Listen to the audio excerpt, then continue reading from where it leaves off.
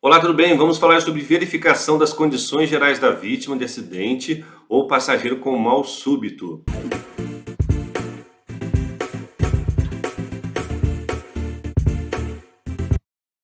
Se você tem um CFC e precisa de um sistema para gerenciar a sua autoescola, eu recomendo a Infor CFC. Link aqui na descrição do vídeo. E se você quiser aderir a essa plataforma, ainda tem cupom de desconto aqui do canal. Primeira coisa que eu vou comentar com vocês é sobre as convulsões. O que fazer? Só tem pessoas que convulsionam, tomam remédio para controlar isso. Tem pessoas que vêm a bater a cabeça num jogo de futebol, até mesmo num acidente de trânsito, e pode vir a convulsionar. O que você não pode fazer, o que normalmente as pessoas falam e fazem, é o quê? Segura a língua dele, está enrolando, ele vai engolir. Só o que acontece? Se você enfia o dedo ali dentro, a mordida pode chegar a 88 quilos, 68 quilos, 68, 68 quilos. Então você pode ter uma avulsão ali, você pode perder o seu dedo por você colocar dentro da boca de um parente ou até mesmo de uma vítima de acidente de trânsito no momento que ela está convulsionando. O que você poderia fazer, pessoal, quando uma pessoa está convulsionando, você tentar afastar os objetos que possam machucá-la, isso já vai ajudar, porque ela está se debatendo, não tem como você controlar os espasmos musculares que ela está tendo, não tem como você segurar o corpo dela. O que você pode fazer é proteger a cabeça. De que forma? Você segura a cabeça, se a face estiver para cima, o excesso de saliva pode fazer com que essa pessoa sufoque. Então, além de você segurar a cabeça, você tracionar essa cabeça para o lado. O excesso de saliva vai sair ali e ela não vai se sufocar. Em segundos, em poucos minutos ali, ela vai cessar essa convulsão e você pede para ela continuar deitada, sentada ali, né, não levantar, porque ela pode estar convulsionando novamente, cair e bater a cabeça. Então, o que você pode fazer é proteger a cabeça, tá certo? E dessa forma, você ter contato com secreção, né, sem ter contato ali com a vítima, só tracionando a cabeça para o lado ali, já vai estar ajudando bastante, beleza? Por que a língua não enrola? Por que a pessoa não engole a língua? Embaixo da língua nós temos isso daqui, ó, onde eu coloquei a setinha. Você sabe o que é isso? Se chama freno lingual, também conhecido como freio da língua. O que acontece é que há um relaxamento da língua, ela cai porque perde tônus musculares, mas não a ponto de engolir, tá certo? Então, tracionando na cabeça ali, segurando e tracionando na cabeça para o lado, isso não vai acontecer, tá bom? Em relação ao sangue, o volume de sangue existente no corpo humano corresponde a 8% do peso corporal de cada pessoa.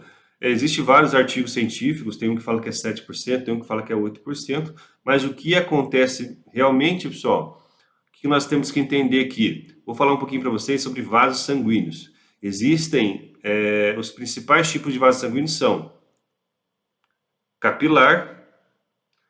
Sabe quando você está fazendo uma barba, ou raspando a perna, ou axila, e você com um Preston Barba, você vem a cortar ali e um pequeno sangramento acontece? Foi um capilar que se rompeu. Às vezes acontece também, né, pessoal, de um capilar você espirrar e começar um sangramento pequeno aqui pelo nariz, que rapidamente ele para.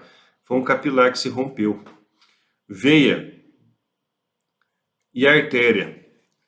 O coração, ele vai bombear sangue rico em oxigênio e nutriente para todas as células, para todo o corpo. E como o coração bombeia, né, esse sangue vai com pressão através das artérias. E esse sangue tem que voltar, ele volta através das veias. Então o sangue arterial, ele é pulsátil, ele tem uma pressão, é um sangue, a coloração é uma coloração vermelho vivo, e o sangue venoso das veias que retornam para o corpo, para passar por todo o processo, né? Que a artéria envia esse sangue tem que retornar. É um sangue mais escuro, sem pressão. Então, às vezes, quando você corta o braço, se o sangue é pulsátil, você rompeu uma artéria. A pessoa, né, rompeu uma artéria. Quando o sangue sai contínuo escorrendo, a pessoa rompeu uma veia. Então, você identificando uma hemorragia, você tem que controlar essa hemorragia, lembrando, né, do EPI, que a gente vai falar mais agora, e chamar o socorro especializado, certo? Então, hemorragia, ela pode ser interna.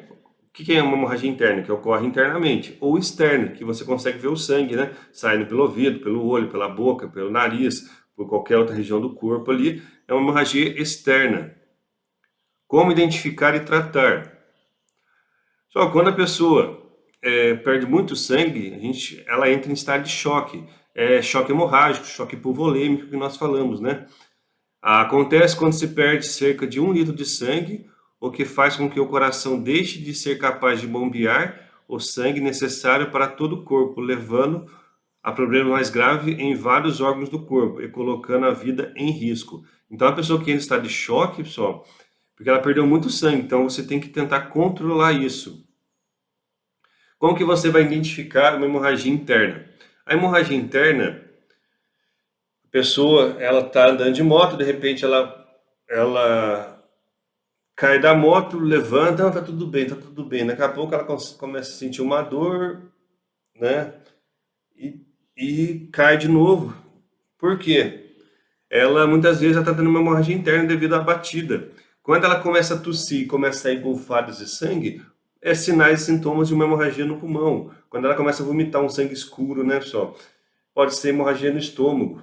Então a região fica ali meio avermelhada, meio arroxeada, firme, né? E se você identificar, você poderia colocar gelo. Ah, Vá, mas não tem gelo. Se não tem gelo, não coloca, mas se você tiver, você poderia colocar gelo na região, tá? Uma coisa fácil de você saber se a pessoa está tendo uma hemorragia ou não, como eu falei, né? Hemorragia externa você consegue ver o sangue, hemorragia interna você não consegue ver o sangue. Tem um teste fácil que você faz, que é a perfusão capilar. Você pega a ponta do dedo da vítima, pode ser a parte de baixo, porque às vezes a pessoa está com a unha pintada, tá, pessoal? Pode ser a parte de baixo do dedo aqui. Você vai pressionar a polpa do dedo aqui, ó. Você vai pressionar e contar 2 segundos. 1001, 1002. Só quando você pressiona, o seu dedo é meio rosadinho aqui, né? Você pressiona, fica branco. Quando você solta, ele volta a ficar vermelho. Mas daí o que acontece? Quando a pessoa está tendo hemorragia, ou você suspeita, né, devido ao trauma, você suspeita de uma hemorragia, como é que faz, pessoal?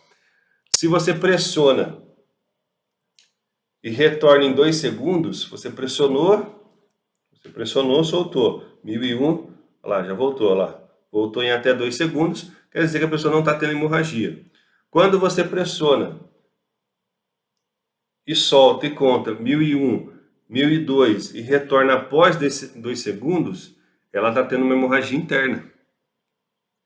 E quando não retorna, ela está em estado de choque, numa parada cardio e respiratória. Beleza? Então, se não retornar, está tendo uma parada cardiorrespiratória. Se retornar após 2 segundos, ela está tendo uma hemorragia que vai evoluir para algo mais grave, tá bom? Então, você pressionar o dedo ali e ver se a circulação está voltando é importante. Se não estiver voltando, você tem que suspeitar de algo mais grave e informar o socorro especializado. Falei para vocês do gelo porque já viu falar em vasoconstrição e vasodilatação? Então, o que acontece? Nós temos os vasos aqui, ó. Do lado esquerdo nós temos um vaso normal. Quando você coloca gelo naquela região, vai acontecer a vasoconstrição. Os vasos vão se contrair. Dessa forma diminui o sangramento. Se você fizer uma compressa quente, vai acontecer a vasodilatação, vai aumentar o sangramento. Então nunca faça compressa quente em alguém que está tendo uma suspeita de hemorragia. Então, se você conseguisse colocar gelo, legal. Rafael, não tem gelo. Não tem gelo, não tem gelo, pessoal. Né? Mas você tem que entender que compressa quente não vai ajudar a vítima. Podemos dar água? Não, pessoal, porque às vezes você dá água, a pessoa está em estado de choque ali, e você não, vou dar água para ela. Ela pode broncoaspirar essa água, em vez dessa água para o estômago, vai para o pulmão. Então, você acha que ela tá bem, que ela está acordada, coisa e tal, não está. Então, ela não vai conseguir, né, engolir essa água vai para outras partes do corpo ali, vai agravar o estado dela, beleza? Só vou deixar registrado nessa aula e vou falar mais sobre isso na outra aula. Você não pode dar nada para a vítima beber ou comer, nem doce, nem salgado. Ah, ela tá a pressão baixa, vou dar sal. Pressão alta, vou dar açúcar. Não faça isso, tá certo? Ah, vou dar alguma coisa quente para ela, vou dar uma coisa gelada para ela. Não faça isso. Nem doce, nem salgado, nem quente, nem gelado, nem líquido, nem sólido, tá bom? Não dê nada para a vítima ingerir, tá certo? Uma vítima que sofreu um trauma e um acidente de trânsito. Hemorragia externa. Hemorragia externa, como eu falei para vocês, é visível. Se você tiver uma luva de proteção, uma luva de borracha, pessoal, seria o ideal, né? Você pega um pano limpo ou gaze, você coloca na região do sangramento, você pressiona. Pressiona. Se não tiver, a pessoa não tiver com fratura, você pode levar o membro acima do coração. A gravidade vai fazer também que o sangramento diminua, se a pessoa não tiver com uma fratura. O que acontece? Quando você pressiona ali, pessoal, você, né, diminui o sangramento. Se encharcar o pano, porque é uma hemorragia arterial, você não vai tirar aquela compressa, porque quando você pressiona ali, o sangue começa a coagular naquela região, você está ajudando. Se você tirar, vai voltar o sangramento novamente. Então você mantém aquele pano no gás que você colocou, pega outro pano, coloca por cima e continua pressionando até chegar do socorro especializado. Toma cuidado com a contaminação, beleza, pessoal? Se você não tem como se proteger, não faça. Beleza? Ah, mas eu vou responder por omissão de socorro. Não, pessoal, você não tinha IPI, você não tinha o treinamento correto. Beleza? Ah, vou fazer um torniquete. Torniquete, o que seria um torniquete, pessoal? Seria você fazer um garrote para prender a circulação naquela região do sangramento. É que o que acontece? Se você não solta, pessoal, se você faz um torniquete, você não solta no momento certo, aquela região começa a necrosar, a pessoa vai perder o braço. Então, o leigo não faz torniquete, o leigo só vai pegar um pano limpo ou gás, colocar na região e pressionar. Então, o leigo não faz torniquete. O torniquete é feito, em último caso, por profissionais da área. Aqui, pessoal, é um boneco, tá? Como eu falei para você, não tem nenhuma imagem forte aqui nas videoaulas do Rafael. É um boneco, fica tranquilo. A gente estou mostrando para vocês aqui, pessoal, uma situação de uma amputação traumática, tá? Onde houve uma avulsão, a pessoa perdeu, né, parte do membro ali, e ela vai sangrar muito, né, vai entrar em estado de choque, vai ter uma parada cardiorrespiratória, né, vai a óbito. Então, em alguns casos, profissionais da área vão fazer o torniquete, beleza? Então, o torniquete consiste, né, em você pressionar aquela região, fazer um garrote naquela região. Então, onde tem atendimento médico, só onde você consegue ligar para o SAMU, para o Corpo de Bombeiro, não há por que você fazer torniquete, tá? E o torniquete deve ser feito no membro proximal. O que é membro proximal? Não é em qualquer lugar do corpo que você faz o torniquete. Tem a região proximal do braço, tem a região proximal da perna, tem a região distal dos membros também. Então, o torniquete só pode ser feito no húmero, no fêmur, tá certo? Então, por profissionais da área, não é em qualquer lugar que faz torniquete. Então, sempre você vai fazer mais próximo. A pessoa perdeu os dedos, você vai fazer, né, no húmero. A pessoa perdeu o pé, vai fazer no fêmur. Não é? Por isso que existe, pessoal, vários tipos de cursos, né? Profissionais da área sabem fazer isso de maneira correta. E leigos não sabem fazer isso, acabam fazendo de maneira errada, tá certo? Sangramento nasal. Sangramento nasal, como eu falei, é uma arteríola, um capilar que se rompeu, você pressiona o nariz ali e em alguns minutos para. Se você jogar o pescoço para trás, pessoal, pode ser que o sangue escorra pelo garganta, dê ânsia, coisa e tal. Só pressionar ali o nariz já é o suficiente. Se não parar o sangramento, pessoal, você pode suspeitar de algo mais grave, caso clínico ali, né, um mal súbito ou se for uma batida também. Por quê, pessoal? Hemorragia nasal, às vezes, pode ser algo mais grave. Existe hoje o acidente vascular cerebral, o AVC, ou também o acidente vascular encefálico, que é o AVE, a gente está falando da mesma coisa. Quando uma placa de ateroma, placa de lipídio, de colesterol ruim, colesterol... Existe vários tipos de colesterol, né? Colesterol HDL é colesterol bom. Colesterol LDL é colesterol considerado colesterol ruim. Então, quando o colesterol ruim, a placa de lipídio, começa a acumular ali naquela região e uma placa dessa instável se rompe, Qualquer lugar do corpo onde o sangue coagula, pessoal, após um ferimento, é bom. Mas nesse caso, o cérebro entende que há alguma coisa ali, coagula ali, interrompe a passagem de sangue. Vai acontecer o que, pessoal? Morte das células. A pessoa vai ter algum tipo de sequela. A gente fala isso que é o AVC isquêmico. E muitas vezes há uma ruptura desses vasos. A gente fala que é arteriosclerose, né, degeneração dos vasos, e que também causando um sangramento, tá certo? Então a gente chama de derrame, AVE, AVC, tem algumas literaturas que falam do DEV, distúrbio encefálico vascular, é tudo um acidente que ocorre no cérebro. Às vezes você percebe, pessoal, você vê que a pessoa não está bem, né? Você percebe que ela pede para ela levantar os braços e ela não consegue levantar um braço, né? Se ela não consegue levantar o braço direito, por exemplo, o que acontece? O lado esquerdo do cérebro é responsável pelo lado direito do corpo.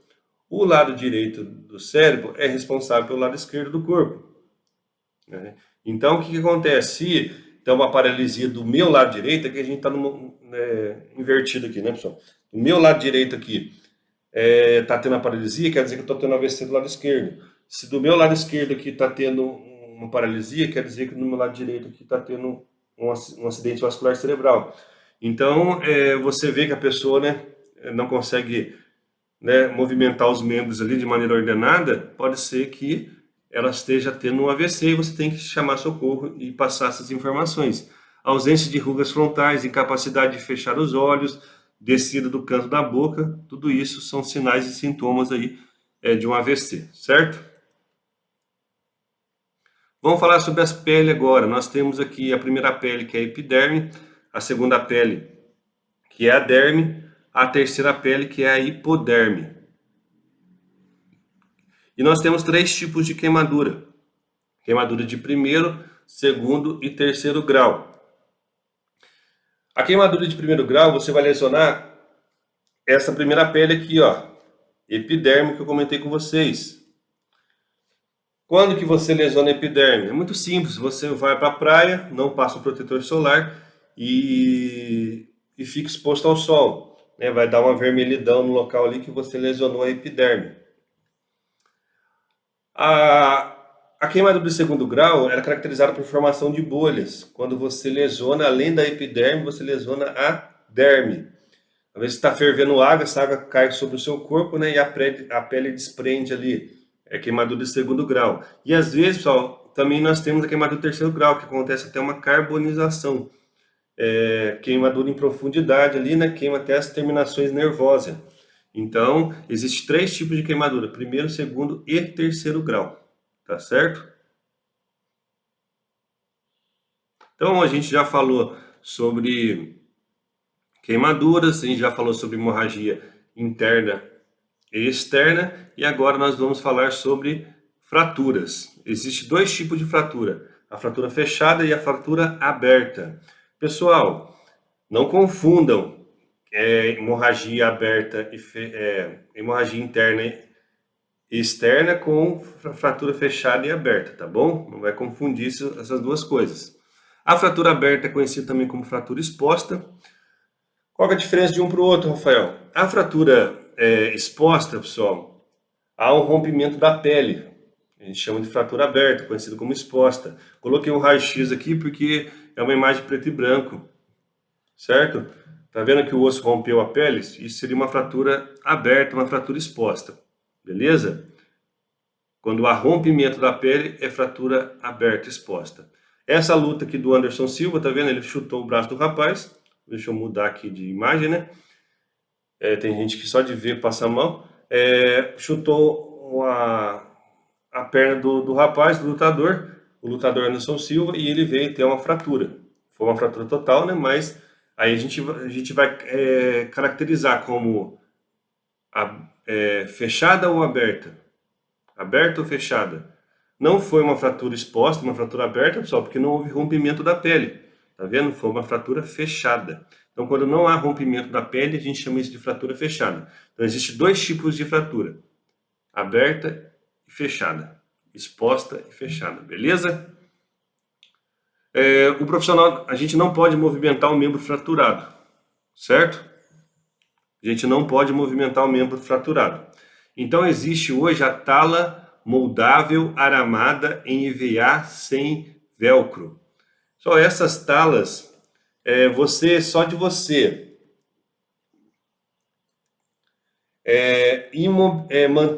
chegar na vítima, manter a calma, a sua calma, manter a calma da vítima, e você conseguir fazer com que a vítima não se movimente, permaneça naquele local, seria o ideal. Porque quando a pessoa fratura o membro, ela só tem uma fratura. Daqui a pouco a câmera vai focar aqui novamente, pessoal. Ela só tem uma fratura. Daí o que acontece? Quando você movimenta o membro, aquele osso quebrado, pessoal, ele é altamente cortante, ele pode romper um vaso, uma veia, uma artéria e pode causar o sangramento. Então a pessoa não vai a óbito por causa da fratura, e sim por causa da hemorragia, tá bom? Então, a pessoa quebrou o braço, você tem que manter nessa posição. Quando você tenta voltar o membro no lugar, né, pode causar ali uma complicação. Então, manter o membro na posição que está, tá certo? Quando eu faço movimentos aqui na frente da câmera, pessoal, o foco da câmera muda. Então, quando eu mexo os braços, ela muda o foco. Então, essas talas aqui são usadas por profissionais da área para imobilizar o membro da posição que está e levar para o pronto-socorro PS mais próximo. Tá vendo? Eles imobilizam na posição. Falando em fratura, quando você quebra, por exemplo, você caiu de moto, você quebrou o fêmur, o osso da coxa, e não houve um desvio ali, só quebrou em duas partes, quer dizer que não houve uma fratura exposta, foi uma fratura fechada. Você vai passar por uma cirurgia e vai colocar uma haste intramedular ali naquele membro. Às vezes, devido ao acidente que você teve, aconteceu, pessoal, uma fratura cominutiva em vários pedaços. E daí, nesse caso, moeu o osso. E às vezes tem que ser feita a amputação daquele membro. E hoje existe técnicas, né, para tentar recuperar isso daí. Por isso que é importante você não mexer na vítima. Esse senhor que você conhece, esse senhor, ele inventou, pessoal, essa gaiola. Ele é um alemão, vamos chamar ele de Lizarov. Ele, na Segunda Guerra Mundial, em 1943, pessoal, ele inventou essa gaiola. E essa gaiola tem o sobrenome dele, Gaiola de Lizarov. Pessoal, então quando a pessoa sofre um acidente, né, e existe uma fratura cominutiva, você não pode movimentar a vítima, o socorro vai vir, vai imobilizar e vai levar para o hospital. Essa pessoa pode passar por um tratamento, né, e voltar a andar após aí ficar algum tempo com essas hastes na perna, tá certo? E existe a fratura, pessoal, em três ou mais partes com desvio. Esse tipo de fratura que vem causando ali a fratura exposta, o rompimento da pele, certo? Então é importante você não movimentar a vítima de acidente de trânsito, beleza? Coluna vertebral. Vamos falar aqui dos segmentos da coluna. A primeira região aqui, pessoal, é a região cervical, que está representada em amarelo. A região verde é a região torácica, a região vermelha é a região lombar. Temos aqui o sacro e o cóccix. São 7 vértebras cervicais, 12 vértebras torácicas, 5 vértebras lombares. O sacro são 5 vértebras também e o cóccix é de 1 a 2 vértebras, depende da anatomia do corpo de cada pessoa. O que acontece? Quando você lesiona a região cervical até a primeira vértebra torácica ali, você vai ficar tetraplégico, você vai perder o movimento de todo o corpo, dos membros superiores e inferiores. Quando você lesiona uma região da torácica para baixo ali, você pode ficar paraplégico, perder o movimento dos membros inferiores. Então, toda vez que a pessoa sofrer um trauma, de maneira alguma, você vai movimentar ela, porque você pode agravar o estado dessa vítima, você pode deixar ela paraplégica ou tetraplégica. Eu, Rafael, sou motociclista, eu não gostaria, pessoal, de sofrer um acidente de trânsito e alguém, ao invés de sinalizar a via, me puxar para a calçada e me deixar paraplégico ou tetraplégico, porque no momento da batida houve uma fratura, e nesse movimento que mesmo com cuidado, esse movimento que o leigo fez, acabou agravando o meu estado, certo? Espero que vocês tenham gostado dessas explicações. Hoje você viu um pouco sobre fratura, queimaduras, convulsões, hemorragias, lesões na coluna e muito mais. Vamos para a próxima aula?